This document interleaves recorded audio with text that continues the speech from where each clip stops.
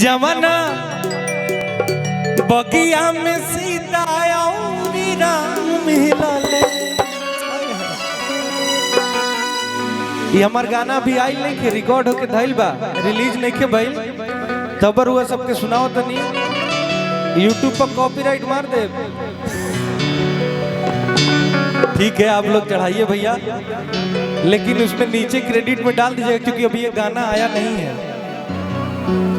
कि जवाना बगिया में सीता और राम मिलले का कि ऐसन लागेला कि उ हवा चारों धाम मिलले, ऐसन लागेला कि उ हवा चारों धाम मिलले।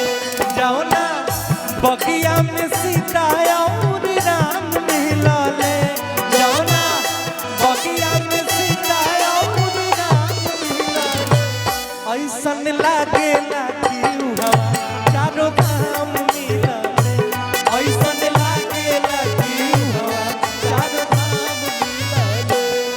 देखिए एक आदि शक्ति, एक करुणा निधान कवि की कल्पना देखिए बड़े भैया आर पंकज जी की।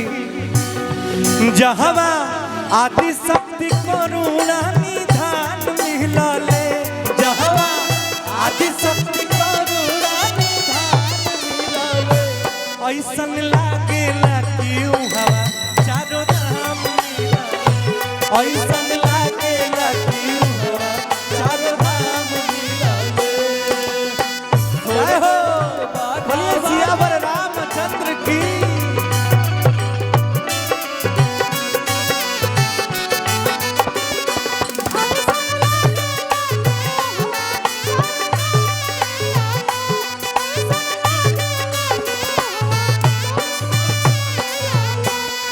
सीता उजा का कर गई रही, का कर गई बताओ लो,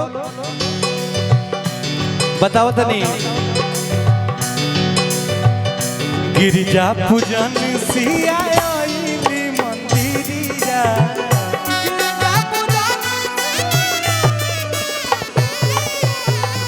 राम लक्ष्मण घूमे योगी फुलवारिया,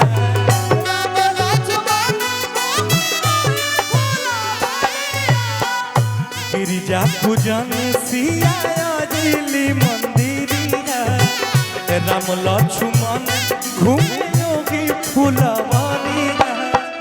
कि जहवा फेरू से भगवती से भगवान मिलले, जहवा फेरू से भगवती से भगवान मिलले, ऐसन लागेला कि उ हवा चारों धाम मिलले, ऐसन लागेला कि उ हवा चारों धाम मिलले।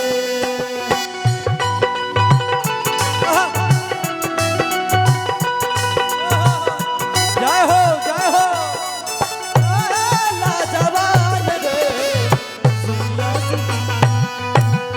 अखियां मिलानी रे, तूने तो चोरी चोरी अखियां मिलानी रे, चोरी चोरी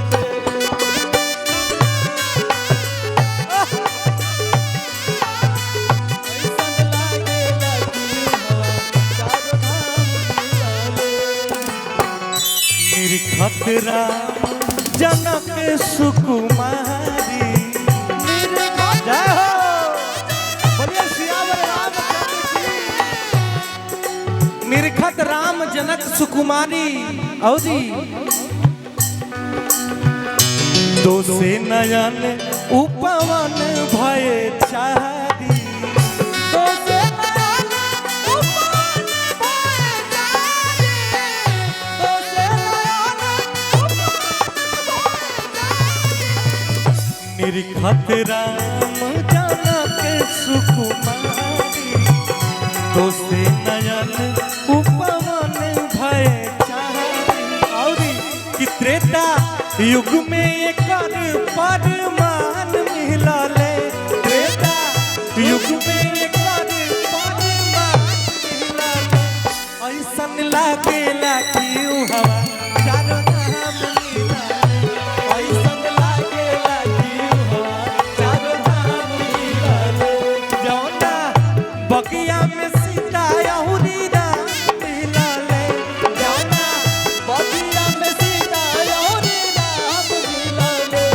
ऐसन लागेला कि हवा चारों धाम मिला ऐसन लागेला कि हवा चारों धाम मिला ऐसन लागेला कि हवा चारों धाम मिला ऐसन लागेला कि चारों धाम। बोले सियावर रामचंद्र की जय। वाह वाह वाह।